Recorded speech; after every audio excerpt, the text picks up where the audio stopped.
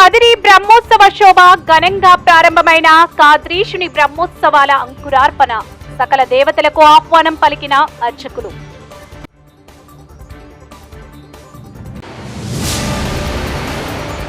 సత్యసాయి జిల్లా కదిరి పక్షం రోజుల పాటు నిర్వహించే కాదిరి లక్ష్మీ నరసింహస్వామి 2024 వార్షిక బ్రహ్మోత్సవాలకు అంకురార్పణ జరిగింది.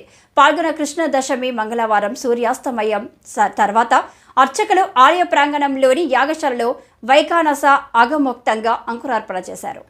వసంత వల్లభునిగా పూజలందుకునే కాద్రీషుని బ్రహ్మోత్సవాలతో కదిరి నూతన శోభను సంతరించుకుంది. ముందుగా బ్రహ్మోత్సవాల క్రతువు నిర్వహణ కోసం అర్చకులను వారి ఇంటి నుండి వేద మంత్రోచ్చరణ మధ్య మర్యాదలతో ఆలయ సిబ్బంది ఆహ్వానం పలికారు.